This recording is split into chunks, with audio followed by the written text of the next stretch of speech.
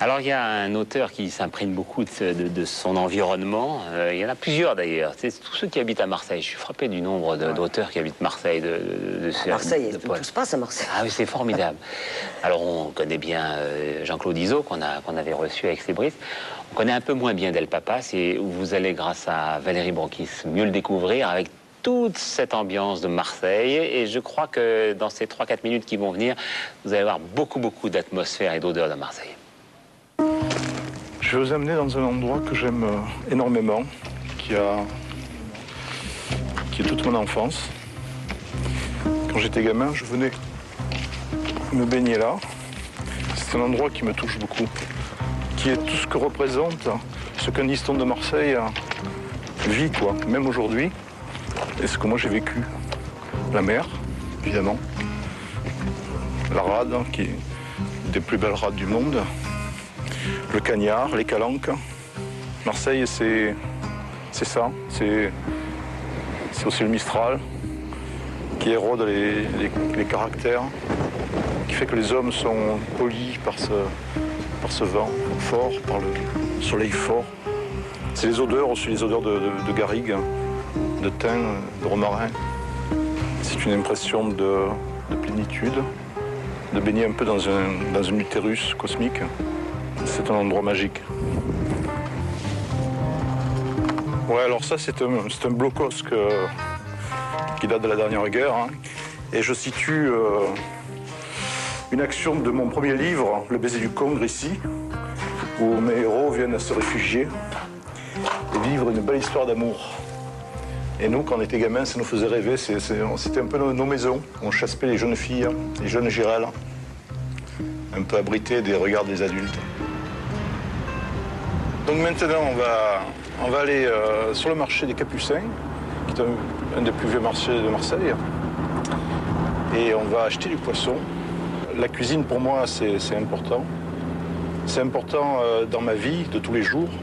C'est aussi important dans mes livres, puisque à partir du 3e livre, j'ai commencé à donner des recettes de cuisine à la demande un peu des lecteurs, quoi, qui me disaient « c'est bien joli là, ce que tu me racontes, ça me donne de l'eau à la bouche, mais on aimerait bien avoir quelques recettes. » Je voudrais acheter... je vais prendre des sardines, 1 kilo. Pas trop grosses, hein. Voilà. Ah, super. Les filles, on est là. On a besoin d'argent et 2 kilos pour faire plaisir à ces messieurs. Oui, c'est 2 grand. kilos 10 francs. Au fort. Allez. Combien? 7 francs. C'est beau. Ouais, là, on va manger chez ma sœur. Des poissons grillés, de la sardine, une petite sauce de tomates. On va t'en savoir. En Méditerranée, c'est un peu des thèmes récurrents, quoi, la cuisine. Pratiquement tous les auteurs qui écrivent du noir sur la Méditerranée, les Italiens, les Espagnols, les Catalans, il y a toujours, on mange, on boit. C'est toujours très charnel, beaucoup plus que dans le polar du Nord. Bienvenue. Alors évidemment, la façon la plus simple de faire les sardines, c'est sur le grill, tout simplement. À midi, avec du rosé. Et ensuite, vous faites un petit câlin avec votre copine, pendant que les cigales le tchatchent. Et on approche un peu le bonheur. Je vous mène ici parce que pour moi, c'est un endroit complètement magique qui a bercé mon enfance. Comme disait Suarez, quand on est Marseillais, on est déjà parti. Et c'est pas par hasard. Ici, c'est l'endroit où les cargos partent pour aller en Extrême-Orient, en Algérie, en Afrique. Et moi, dès que j'ai eu la possibilité de le faire, j'y suis allé. Je suis parti avec ces cargos. Et c'est ce qui me fait ce que je suis aujourd'hui. Voilà donc Del Papas, 50 ans, Marseillais, pour la Girelle de la Belle de Mai. La Girelle, c'est une jolie fille, la Belle de Mai, c'est un quartier de Marseille. Donc Marseillais, comme bien d'autres, comme Izzo, comme Carrez aussi.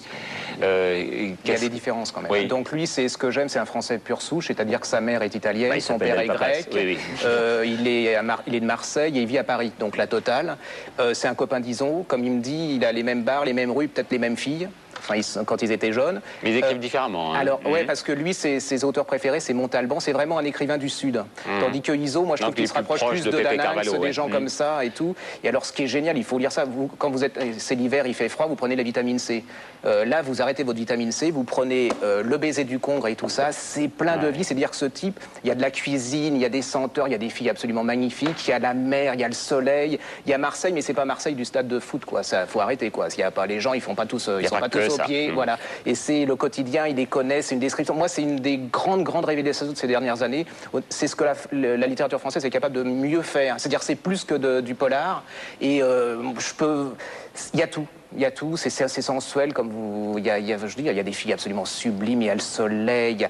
Les odeurs de cuisine, hein, comme vous dites dans Vasquez Montalban, il y a ça aussi. Oui, et puis vous allez voir, ça vaut de la pharmacie. Quoi. Alors c'est quelqu'un aussi qui s'y est mis sur le tard, comme Maud Tabachnik n'a écrit dès l'âge de 20 ans. C'est un événement, hein, ce type. Là, il est minuit et demi, mais là, vous attendez le lendemain matin, vous précipitez chez le libraire, parce que c'est vraiment une des révélations de ces dernières années. Il faudra que vous ouvriez le jeudi soir, la nuit. Oui, je crois que je vais le faire, ça.